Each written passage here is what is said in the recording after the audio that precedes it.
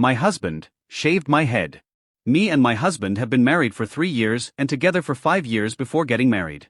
We've always had a healthy, harmonious relationship, or I thought so, and welcomed our daughter 3 months ago. Yesterday morning, we were getting ready in the bathroom. My husband was shaving next to me, while I was brushing my teeth. Out of nowhere, he takes his electric razor and runs it through my head, shaving a part of my hair just above my forehead. First I thought he just pretended to do it, but then saw a big chunk of my hair falling into the sink. I didn't get a complete bald spot, but the damage is clearly visible. It's important to know that I've always had long hair reaching the mid of my back, never cut it short, not alone got a buzz cut. My husband likes my long hair too, and never told me to get a different haircut. I totally freaked out, started crying and yelling at him, while he was laughing. He told me it was just a prank, how it wasn't not a big deal, it was just hair, and that I could grow it out again. We had a serious fight afterwards and in the end he did apologize, admitting he was an but still insisting it was a prank and was funny, at least to him.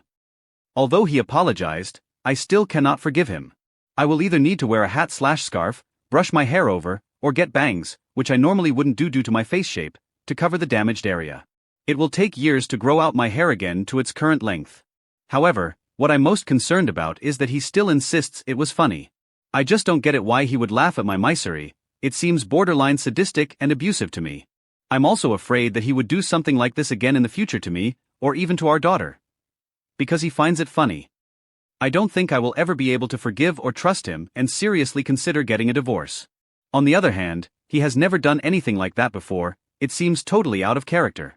He isn't a prankster, or has ever made fun of me. Neither did we have any marital problems nor big fights, not even after the birth of our daughter. Until I make up my mind, I don't want to talk to my friends and family about this, as I don't want to be pressured into deciding either way or being judged, if I don't take their advice. Should I stay with him or divorce him over this? Okay, let's just jump right in. I want you to listen for a second. That sound, that low electric hum. Yeah, the sound of an electric razor? Exactly. It's a sound you probably hear every single morning. It's routine. It's completely mundane. The soundtrack to getting ready for work, brushing your teeth, it's supposed to be predictable, safe even. But context is everything, isn't it? Because in the source we're looking at today, that sound, it's not mundane at all. No. It is the sound of a marriage potentially just tearing itself apart. We're looking at a source today that is, well, it's pretty visceral. It's a first-hand account from a wife written right after what her husband is calling a prank. A prank. And that word, that disconnect, is exactly what we're here for. Welcome to the deep dive. Today's case, if you will, involves a husband, 30 years old, and a wife, 31. In a single split-second decision with that razor, that leaves us with this huge question. Can one action, just one, undo 8 years of history? It's a fascinating look at trust, at intent, and what psychologists sometimes call the empathy gap. We're going to analyze this forensically. You know, look at how safety is built. How it's destroyed. Exactly. And because this is so polarizing, we're going to frame this deep dive a little differently. We're treating this like a courtroom. I'll put on my best suit then. Please do. I'm going to take the role of the prosecution. Yeah. I'm representing the wife here. I'm focusing on the emotional violation, the physical assault, and yes, I am using that word, and the absolute breach of trust. And I'll take the, let's say, the forensic investigator's view. Not to excuse the husband's behavior, because, spoiler, the evidence is pretty damning. Right. But to analyze the facts, the history, and try to get to the why behind the what. Because the evidence here it's contradictory. And you, our listener, you're the jury. So let's lay out the facts. What's the source telling us? Okay, so we have a narrative from a woman who is in a very specific, very vulnerable state. She and her husband have been together for 8 years, 5 dating, 3 married. And this is crucial. They just had a daughter. She's 3 months old. That's Exhibit A for the prosecution, 3 months postpartum. I want to just pause on that because it's so easy to gloss over. It's a massive physiological and psychological factor. We're not just talking about being tired. No, we're talking about a time of intense physical recovery. Your hormones are all over the place. Your body doesn't even feel like it's yours anymore. Right. You're exhausted. And that is the exact moment the husband chooses to do this. So let's set the scene. It's morning. They're in the bathroom. She's brushing her teeth. He's shaving next to her. It's intimate. It's the sanctuary of your home. You're not on guard in your own bathroom. You feel safe. And then it happens. The source says he takes his electric razor and, quote, out of nowhere, runs it through her hair, right above the forehead. Just visualize that. a live electric razor through her hair. She thinks he's pretending at first. Well, of course. Your brain just can't process that it's actually happening. Right. The normality bias kicks in, but then she sees it. A big chunk of her hair just falls into the sink. And we need to talk about the damage, the physical evidence. Yeah. She specifies she has hair down to the middle of her back. She says she never cuts it short. This is a core part of her identity. And he knows that. He knows it. He's always told her he loves her long hair. He knows it takes years to grow it that long. And he just takes a razor and it's gone. The source says it's not a full bald spot, but it is clearly visible. Which brings us to the reaction. The wife, of course, freaks out. She's crying. She's yelling. She's in shock. This is a violation of her bodily autonomy. And while she is sobbing, looking at her reflection, what is the husband doing? He's laughing. He's laughing. This is the most difficult piece of evidence to reconcile. He is laughing at her distress, and he immediately starts minimizing it. Oh, yeah. His defense on the scene is, it's just a prank, it's not a big deal, it's just hair. Objection, just a prank. Let's define that. A prank is putting a whoopee cushion on a chair. Right. A prank is something where eventually both people are laughing. That's the key. The victim has to find it funny, too. If they don't, it's not a prank, it's just bullying. Or in this case, an assault. It's an attack. And you can grow it out. That's just saying, I don't care that I just destroyed 2 years of hair growth for my own 5-second laugh. Well, to play devil's advocate for a moment, and strictly from a psychological standpoint, there is this modern prank culture online. And in that world, some people genuinely don't see physical alteration as real damage if it doesn't cause, medical pain. In his mind, maybe hair is temporary, so the act is harmless. But the harm isn't just about the hair, is it? It's about what she sees in the mirror. She says now she has to wear a hat or a scarf or get bangs. Which she explicitly says she hates. Right. They don't suit her face shape. So now, because he wanted to chuckle, she has to walk around for months with a hairstyle she hates. Right. Every single time she looks in the mirror, she sees what he did to her. Yeah. That's psychological torture. It creates a lingering trigger. The trauma is refreshed daily. It's not a one-time thing. It's a constant confrontation with the violation. Exactly. Which brings us to section 2, cross-examining this prank. They had a big fight. He did eventually apologize, admitted he was an asshole. So, case closed. Not quite. The source notes a critical problem with that apology. Even while he was saying sorry, he still insisted it was funny to him. And that's why the prosecution rejects the apology. If you say, I'm sorry, but it was hilarious, you are not sorry for the act. You're just sorry you got in trouble. It's prioritizing his own amusement over her actual misery. He's saying, your pain was worth my laugh. Your pain was my entertainment. And he did this to his wife, who is 3 months postpartum. I keep coming back to that. She's already dealing with a body that feels alien, and he takes away the one thing she felt good about, her hair. It feels targeted. That's a strong word, targeted. And that's where this case gets so murky, because we have to bring in the character evidence. That of character defense. Exactly. There's an 8-year history here. The wife herself describes the relationship as healthy and harmonious. She says, he is not a prankster. He has never even made fun of her before. Which honestly makes it even more terrifying, doesn't it? If he was a known jerk, you'd be on guard. Yeah. This came from nowhere. It's like a family dog that suddenly bites you after 8 gentle years. It's a forensic mystery. How does a supportive partner of 8 years just snap and do something like this for a laugh? The source says there were no marital problems, not even with the stress of a new baby. So what's the theory then? A brain tumor. What happened?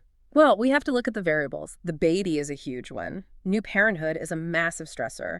Sometimes people act out in these bizarre ways to reclaim some sense of fun or control. A generous interpretation. I'm stressed, so I'll shave my wife's head. I'm analyzing, not endorsing, but there's a second possibility, a hidden trait.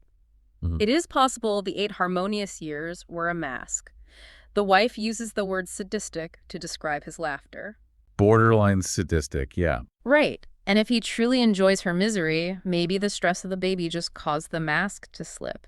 There's a concept called the abusive drift. Abusers often wait until a partner is locked in after marriage or after a baby to show their true color. Because they feel like you can't leave as easily. That's exactly what she's afraid of, and I agree with her. You don't laugh at your wife crying over an injury you caused unless something is fundamentally broken.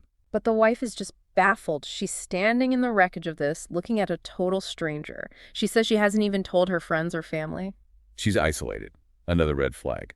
She's afraid they'll pressure her to leave, or maybe worse, pressure her to stay and just take a joke. But she is considering divorce. She says, I don't think I will ever be able to forgive or trust him. And that brings us to the closing arguments.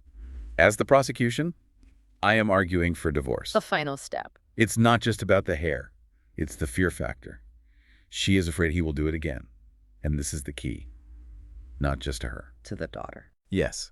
She says, I'm afraid he would do something like this to our daughter because he finds it funny. And that changes the entire calculation. It's the nuclear option. If this man thinks violating a woman's appearance is comedy, is his daughter safe? What happens when she's 3 years old and daddy thinks it's funny to give her a mohawk? Or deeper, what happens when the daughter falls and cries and daddy's first reaction is to laugh? The modeling of empathy is, it's just gone. Gone. The trust is gone. She can't feel safe in her own bathroom. You can't be married to someone if you feel like you have to sleep with one eye open. The foundation is cracked. It doesn't matter that the house stood for 8 years. Okay, so for the judicial review, we have to look at that out-of-character evidence one last time. Is this a one-strike offense? For bodily violation, I say yes. But consider the alternative. An 8-year good partnership, a 3-month-old child. Divorce is a massive trauma, the defense would argue. Is there a medical issue? A mental health crisis? Before you detonate a family, don't you owe it to the history to find out why this happened? You want her to send him to therapy. I'm suggesting that if this is a true black swan event, then maybe the step before divorce papers is an ultimatum for an immediate, intensive psychological evaluation. What if it's a brain tumor or a psychotic break from sleep deprivation? But you're forgetting one thing. He is still insisting it was funny.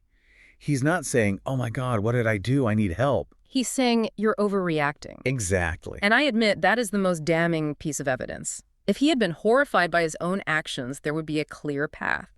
But his insistence that her misery is comedy, that suggests a fundamental misalignment of values, it's almost impossible to come back from. It's gaslighting. He's telling her that her reality, her pain is wrong. It creates a dynamic where she's the buzzkill for getting upset about being assaulted. It flips the script and makes her the problem. Right. And she has to wear that reminder on her face every day. That's the part that's so insidious. He marked her. It's almost territorial, isn't it? In a very twisted way. That just sends a shiver down my spine.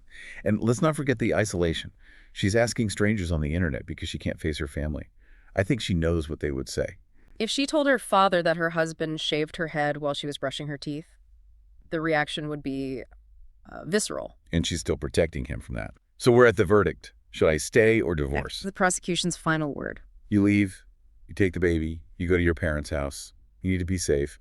You don't have to file papers tomorrow, but you have to show him that access to you and your daughter is a privilege, and he just lost it. And from the analytical side, I find it very hard to disagree with a separation. The safety of the child is the trump card here. If his judgment is that impaired, he cannot be trusted alone with an infant, period. Right. However, I would still want to know why. That jarring shift from perfect husband to razor-wielding sadist demands some kind of explanation. But does she owe him the labor of finding it? And that's the question. She has a 3-month-old baby. She doesn't have the energy to be his detective. The burden of fixing this is entirely on him. And right now, he's still laughing. It's a tragedy, a harmonious life, just destroyed in a few seconds. It shows you how fragile trust really is. It all comes back to that sound, that buzz. It cut through her hair, and it cut through 8 years of trust just as easily. And the hair will grow back, eventually, the trust. That's much, much harder to regenerate. Once you see someone enjoy your pain, you can't unsee it. I don't think you can grow that back. Not when the root has been burned. So we turn it over to the jury. To you. We have a new mother, physically marked by her husband, who is laughing at her distress. Is this a one strike and you're out scenario? Or is there a path back? Can you forgive a prank that leaves a scar? And maybe more importantly, could you ever feel safe closing your eyes in your own bathroom again? I want to leave you with this final thought. It's something that really stuck with me after reading this source.